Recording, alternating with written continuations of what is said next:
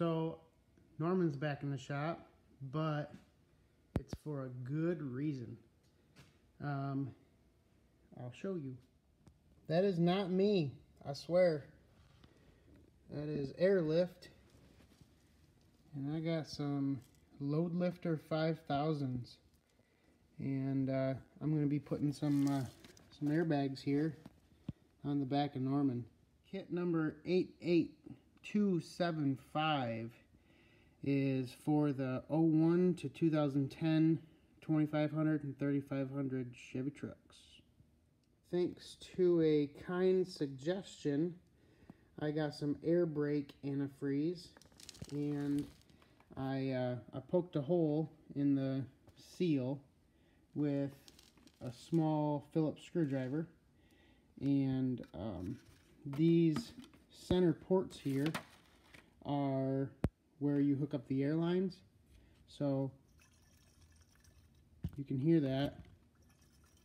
I put quite a few squeezes of that air brake antifreeze in there. I don't really plan on using Norman in the wintertime, but you never know if we get a freeze and I'm hauling and something freezes up due to moisture from the air compressor. I do apologize for the darkness, but you can see those two holes in the frame right there, and that's where the stock bump stops go. They just look like that. They are 15 millimeter ratchet wrench is what I used to get them off. So I've pulled both bumps, and now I am prepped for installation. So the upper airbag assemblies are complete. These push to connect fittings are swivel, so you don't have to worry about indexing a certain amount of turns. It did say to only tighten it with a wrench 1.5 turns, and you can only get a couple of threads started by hand before you need a wrench. As far as these slots go, you see one has bolts here, one has bolts here. The instructions say use slot A on one side and B on the other side, but I haven't found any part of the instructions or any stamped pieces that say what slot is what. So I'm just going to keep going through the instructions to find out what side I actually need, say, that slot set up for. And apparently I'll be able to find that out when I get to install. Hey, looky there. Next page. Slot A, nearest the elbow. Slot B, furthest away. There we go. So these lower brackets, just get the carriage bolts dropped in there. And then this cup will get sandwiched over the holes, like such. And then the airbag will sit over top. And then these countersunk screws will go in from underneath and hold it all together. Now, I mentioned that antifreeze. It probably would have been a whole lot smarter to do this step first, and then the antifreeze. So now I have to keep in mind that there's antifreeze in there, and I have to do everything either on its side or from underneath. So both airbags are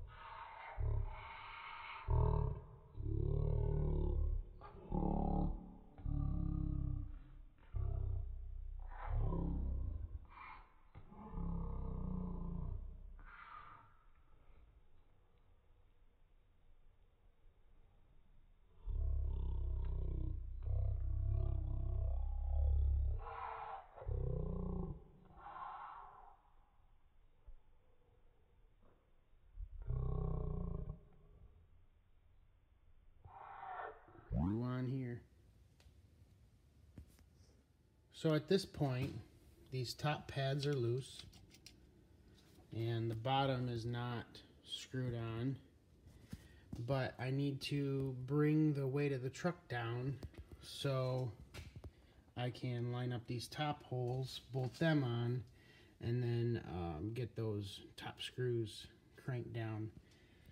And then I will be able to tighten the bottom.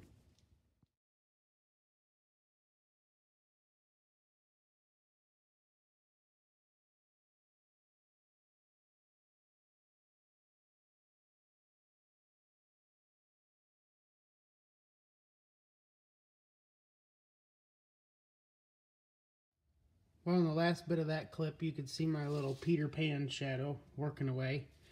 And everything is all lined up. So now I'll take my 9/16 ratchet socket, set, and wrench, and tighten everything up just the way it sits.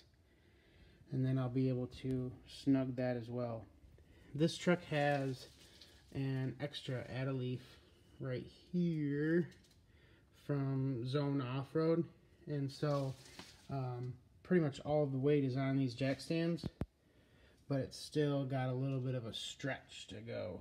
So I should be just fine.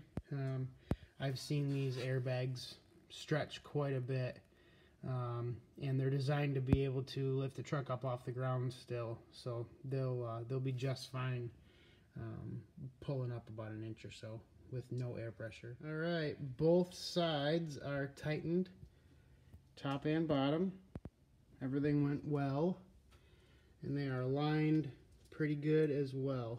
So next step will be to run the air lines, and I'm not exactly sure where I want to put them yet, but I should probably figure this out. So right here on my bumper, I've got this little step, and my feet are never anywhere near the valves, so I put them right there, right next to each other. And funny thing is, sorry again about the light, but this one, I opened the package, I only had 3 nuts. So I decided I'd put it on the outside for now, and I'll call the company and see if they got any spares. But that way I can at least push on it with the Schrader valve. So now it's just time to run those lines. And that's all I got left. So this is due for a tire rotation, so I figured since I've got the rears off, might as well crisscross them, bring them up front, and send the fronts to the back. That's all I got left to do here, and then air this thing up.